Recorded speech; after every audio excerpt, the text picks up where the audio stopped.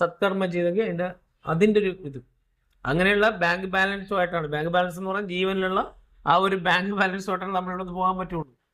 അതാണ് ഗുരു പറഞ്ഞു തന്നത്. അങ്ങനെ മുക്തിയും മോക്ഷം കിട്ടണമെങ്കിൽ മോക്ഷം അതെല്ലാം കിട്ടണമെന്നാണ് പറഞ്ഞു അല്ലേ? പക്ഷെ ഇന്ന് കാണുന്ന എന്തുകൊണ്ടാണ്? ഗുരുവിൻ്റെ ആശയത്തെ ഇത്രയും മലീമനസ്സമാക്കിയിട്ട് പോലും ഒരു ആൾക്ക് പോലും വിഷമമില്ലെന്നുള്ളതാണ്. ഗുരുവിൻ്റെ കൂടെ നിന്ന കുറേ ആൾക്കാർക്ക് മാത്രമേ അതിൻ്റെ വിഷമമുള്ളൂ.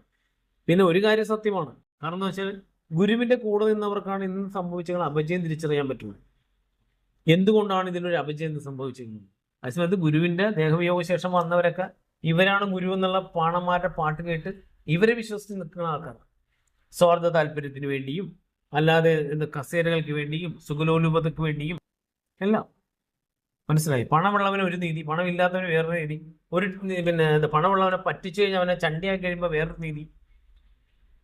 ദൈവത്തെ ഓർത്തെന്ന് പറഞ്ഞാൽ എനിക്ക് പറയാനുള്ളതെന്ന് വെച്ചാൽ വിശ്വാസ സമൂഹത്തിനോട് നിങ്ങളുടെ സമ്പാദ്യങ്ങൾ അമിതമായിട്ട് ഇവിടെ കൊണ്ടു സമർപ്പിക്കരുത്. ഗുരുവിൻ്റെ പേരിലെന്ന് പറഞ്ഞ് ഇവിടെ കൊണ്ടുവന്ന് കൊടുക്കണമൊക്കെ ഇവരെ സ്വത്ത് ഇവരുടെ പേരിലേക്ക് മാറ്റും. ഒന്നുകിൽ ഇവരുടെ പേരിലേക്ക് മാറ്റും, അല്ലെങ്കിൽ ആ വസ്തുക്കളൊക്കെ ഇവർ വിറ്റിട്ട് ഇവരുടെ പേരിലേക്ക് ആ പണം മാറ്റും. എടുത്തു നോക്കിക്കോ, എത്ര വസ്തുക്കളാണ് നമ്മൾ വിറ്റേക്കണമെന്നറിയോ? എത്ര സ്ഥാപന ചിങ്കം വസ്തുക്കൾ, എത്ര ബിസിനസ് സ്ഥാപനങ്ങളാണ് നമ്മുടെ തകർത്തേക്കണമെന്നറിയോ? കാരണം ഇവർക്ക് അതിനൊന്നുമല്ല താല്പര്യം.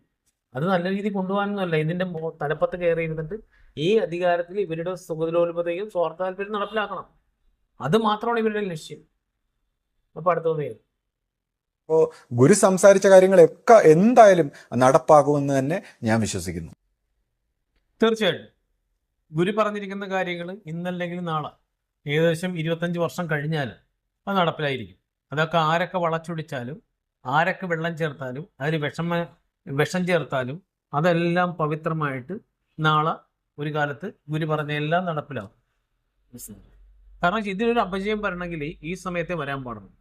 ഗുരുവിനെ കണ്ട, ഗുരുവോടൊത്ത് സഹവസിച്ച, ഗുരുവിനോടൊത്ത് ജീവിച്ച, ഗുരുവിന് വേണ്ടി ജീവിച്ച അങ്ങനെയുള്ളവർ ഈ ലോകത്ത് ജീവിച്ചിരിക്കുമ്പോൾ തന്നെയാണ് ഇതിനൊരു അപജയം ഉണ്ടാകണമെങ്കിൽ ഉണ്ടാവുകയും അത് തിരുത്തപ്പെടുകയും വേണം.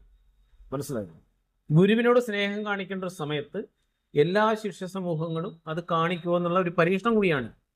ഗുരുവിൻ്റെ പ്രസ്ഥാനത്തെ ഒരു കൂട്ടരും മലിനമാക്കുമ്പോൾ ഇത് കണ്ടിട്ട് എനിക്കിതിലൊന്നും പങ്കില്ല, ഞാൻ ഇന്നലെ പങ്കെടുക്കുന്നില്ല, ഇതെല്ലാം എന്നെ ഗുരു ബോധ്യപ്പെടുത്തിയതാണ്, പക്ഷേ 1,00,000 പേര് എതിർത്ത് നിന്നാലും ഞാൻ ഒറ്റക്കാണെങ്കിലും ഇപ്പുറത്ത് നിന്ന് ഈ ഒരു ഇതിനു വേണ്ടി, ഈ ഒരു ആശയത്തിന് വേണ്ടി പോരാടണമെന്ന് പറഞ്ഞപ്പോൾ അതനുസരിക്കാതെ ഒളിച്ചോടിയവർക്ക് എന്ത് പറയാൻ പറ്റും?